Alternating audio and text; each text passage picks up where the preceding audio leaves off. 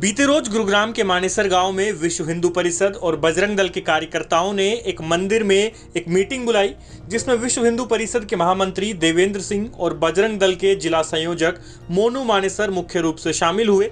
इस मीटिंग में फैसला हुआ कि मानेसर और उसके आसपास के इलाकों में पहचान छिपाकर या अवैध रूप से फल सब्जियों की रेहड़ी, जूस का ठेला, मीट की दुकान और दूसरे छोटे कारोबार कर रहे मुस्लिम समुदाय के लोगों को मानेसर से बाहर किया जाएगा।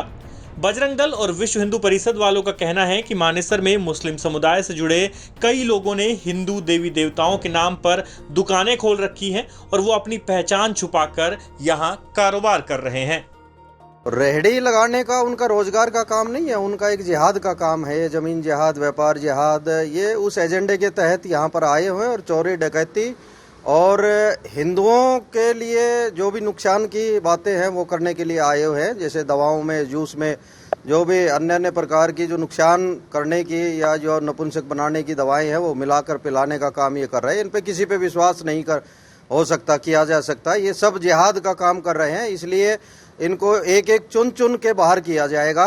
दूसरा, पंचायत में आज जो हमने बैठक की है उसमें फैसला लिया गया कि इस आगामी 2 तारीख वाले इतवार को पूरे समाज के साथ बैठेंगे और जो जिहादी कट्टरता के साथ जो कुकृत्य किए जा रहे हैं इन जिहादियों द्वारा, इस्लामिक जिहादियों द्वारा, उनका जवाब उन्हीं के लहजे में देने के लिए और प्रतिकार होगा, पूरा दम से प्रतिकार होगा। जैसा करेंगे, एक करेंगे, 10 का प्रतिकार होगा। देवेंद्र जी, अभी कन्हैया लाल के जो है हत्यारों को गिरफ्तार किया जा चुका है। आपको नहीं लगता कि जो यहाँ पे आम आदमी है, जो आम मुसलमान है, उसको भी समस्याओं का सामना करना पड़ेगा? आम मुसलमान भी उसी कड़ी से जुड़ा हुआ देखने पर विवश हो गए हम कि जो पड़ोसी है वही सारी कहानी का राजदार मिलता है हर केस में। तो इसलिए हम किसी पे विश्वास नहीं करेंगे। हमारे लिए इस इस्लामिक जिहाद का जो भी मुखौटा है वो सब हमें एक बराबर समझ के चल रहे हैं और सबके खिलाफ कार्रवाई होगी, तभी जाके इस समस्या का जड़ मूल समाधान हिंदू समाज के लिए हो पाएगा।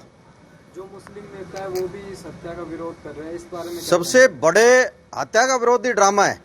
सबसे बड़े जो इसका आधार है, जो इसका कारण है इन सारी चीज़ों का, इस कट्टरता का, इन हत्याओं का, वो सब ये नेता और मौलवी लोग हैं। आज पंचायत में निर्णय लिया गया है कि आगामी संडे को हम महापंचायत करने जा रहे हैं, जिसमें संख्या 1000+ रहेगी, जिसमें यहाँ के लोकल युवा साथी और बुजुर्गों को भी हम बुलाएंगे कि यहाँ पे कई जूस की दुकान है, जो मुस्लिम जूस की दुकान है और उस पे बालाजी शिवशंकर के नाम से जूस की दुकानें खोल रखी है, उनको बंद कराने के लिए। क्योंकि हमें कोई आपत्ति नहीं है वो दुकान करे, लेकिन वो अपने नाम से करे। दूसरा, एक नूरानी दवाखाना है यहाँ पे, उसको बंद कराने के लिए भी हम करेंगे, क्योंकि 20 के करीब जो हमारे पास सूचना है उन्होंने नपुंसक लोग बना दिए हैं दवाई दे के, तो उसके खिलाफ भी हम खड़े हैं। तीसरा, रोहिंग्या मुसलमान जो यहाँ पे रह रहे हैं उनके खिलाफ हम खड़े हैं। चौथा, यहाँ पे अवैध जितनी भी पनीर की दुकान है, मुर्गे की दुकान है, जितनी भी अवैध दुकानें हैं, उनके खिलाफ हम ज्ञापन देंगे प्रशासन को और एक सख्त लहजे में हम चेतावनी देते हैं कि या तो प्रशासन उनको हटाए, नहीं तो हम हटाने का कार्य करेंगे। तो सुना आपने कि कैसे मोनू मानेसर और देवेंद्र सिंह जैसे दक्षिणपंथी लोग खुलकर मुस्लिम समुदाय से जुड़े लोगों का रोजगार छीनने की चेतावनी दे रहे हैं।